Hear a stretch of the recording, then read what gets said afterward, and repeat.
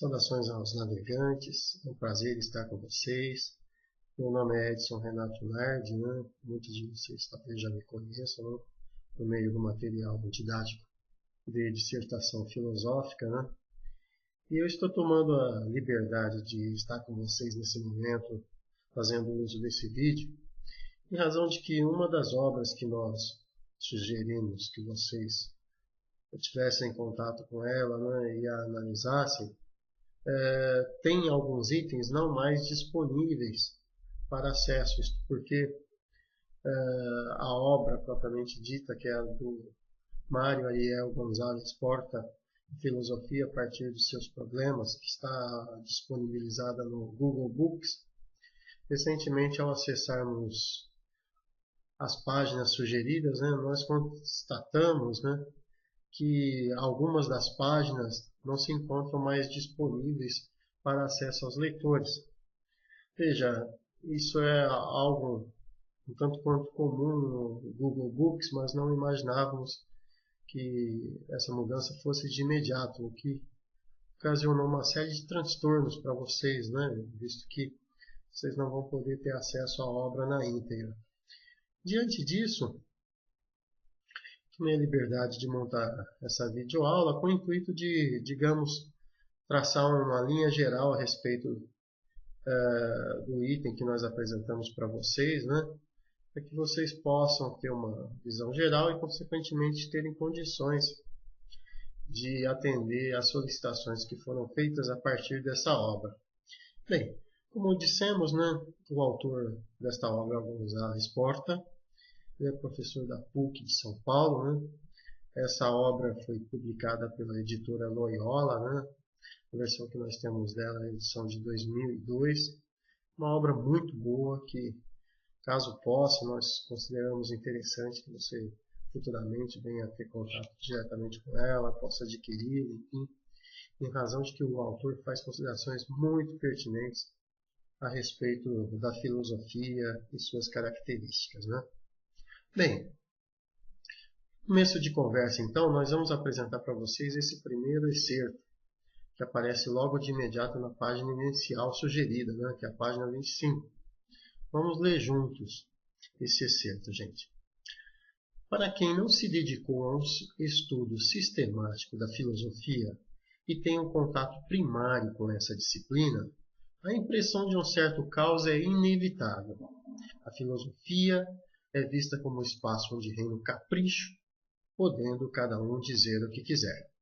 Então veja, de imediato o autor nos lança um problema, né?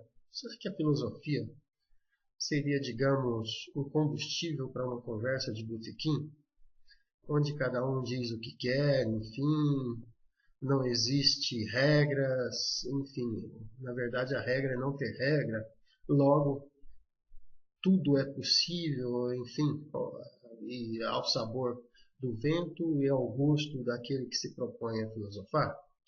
Bem, o autor vai se posicionar de modo contrário a isso. E, para tanto, na mesma página, vamos ver o que ele coloca. Olha só. O núcleo essencial da filosofia não é constituído de crenças tematicamente definidas e racionalmente fundadas, senão de problemas e soluções. Então, veja só. Nós não adentramos na filosofia no mundo da crença, onde cada um tem, a partir da sua subjetividade, sua própria crença, enfim, ainda que com uma certa dose de razão. Para o autor, a filosofia ela se caracteriza por problemas e soluções. Logo, ela, respondendo à questão inicial que ele apresenta, né, se ela se dedica a apresentar problemas e soluções, não existe esse caos que a princípio pode aparecer, né, ou se mostrar, né, para aquele que está começando a se iniciar na filosofia. Bem, logo depois, o autor apresenta, digamos, como elemento caro a obra dele, e é, digamos, o ponto principal, né, da defesa que ele apresenta a respeito da caracterização da filosofia, o modo como nós devemos nos portar diante dela. Ele diz: o problema como um momento essencial do pensar filosófico. Tema, problema, questão, pergunta. Quando não há problema, tampouco há filosofia. Ou seja, a filosofia ela se caracteriza por apresentar problemas, né? Logo depois ele avança, né? A sua construção, e não tão só em primeira linha sua resposta, é parte essencial do trabalho filosófico. Ou seja, filosofia, um elemento que a caracteriza são problemas, e a construção desses problemas, e mais que isso, não a sua resposta, é parte essencial do trabalho filosófico. Aquele que deve se aventurar a ler filosofia, a produzir filosofia, ele não deve buscar respostas, mas buscar verificar quais são os problemas que o filósofo elencou, né? E que busca resolver por meio das respostas. Ou seja, aquele que vai lidar com o texto filosófico, muitas vezes ele busca verificar do autor as respostas, né, do filósofo as respostas, esquecendo-se que para produzir essas respostas, o filósofo baseou-se em algum problema que originou essas respostas. Agora, qual a característica desses problemas? Vamos à página 27 e o autor nos diz o seguinte: a compreensão do problema opõe-se à mera reunião de informações. Por informações não entendo unicamente dados bibliográficos ou históricos, mas também saberes acerca do que o filósofo diz. Veja, eu posso, digamos, ao lidar com Nietzsche, ter uma série de informações a respeito do que ele tem a considerar sobre o que é a moral, enfim, como ele se posiciona, né, a ela. Eu posso ter informações sobre a vida de Nietzsche, onde ele viveu, enfim. Mas o problema não é essa coletânea de dados a respeito do filósofo ou sobre o que ele diz, mas o que originou a produção filosófica desse filósofo. Qual a questão, ou melhor, questão o autor vai levantar futuramente alguns apontamentos contrários à ideia da filosofia enquanto questão, né? Mas qual é, afinal, o questionamento, o problema que surge e que ele busca responder por meio de sua produção filosófica? Por meio desse texto e esse excerto que nós apresentamos para vocês, se você quer estudar filosofia, não basta você saber a vida de, por exemplo, Hume, aspectos históricos da Inglaterra, a época que ele viveu, enfim, saber, por exemplo, dados sobre a relação de causalidade que ele apresenta, né, na sua teoria empirista, enfim, não. Essa coletânea de informações não dá conta do problema que o filósofo se propõe a resolver. E para fazer filosofia, você tem que identificar qual é o problema que fez com que ele se posicionasse e o obrigasse a se posicionar a respeito. Bem, mais adiante o autor ainda reitera isso. E aqui vejamos esse excerto. O estudo da filosofia não deve se dirigir a saber o que os filósofos dizem, mas a entender o que dizem como solução argumentada a problemas bem definidos. Então veja só, se você começar a ler textos filosóficos, enfim, você pode até buscar entender o que o filósofo está dizendo, buscar no dicionário de filosofia, enfim. Mas o desafio não é saber o que ele diz, mas entender o porquê dele estar dizendo aquilo, ou seja, que solução que ele está apresentando para qual problema. Esse é um desafio, porque muitas vezes, se nós não fazermos isso, nós não temos. É como se o filósofo apresentasse algo que surgiu do nada. Logo, nós precisamos entender, afinal, qual é o problema que ele busca responder por meio da solução argumentada que ele apresenta.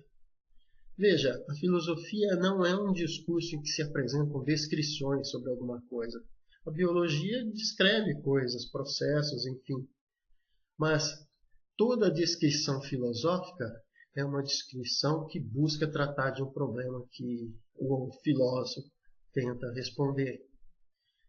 Logo, o autor diz que a filosofia não deve ser contada como se fosse uma história. Ensinar filosofia, o autor diz, não é contar histórias. E para isso tem um momento muito interessante, né, que o autor compara, por exemplo, a história dos três porquinhos e o discurso do método. Descartes não é um prático, um porquinho prático, nem o gênio maligno, que é um tema caro que vocês vão ter futuramente na obra de Descartes, é o lobo mau. Então a filosofia tem uma caracterização diferente do que o mero contar de histórias. Bem, agora veja, é comum às vezes nós confundirmos questão com problema.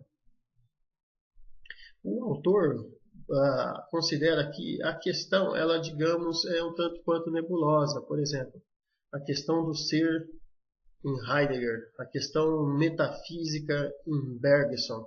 Ela é muito genérica, ela não detecta a pergunta.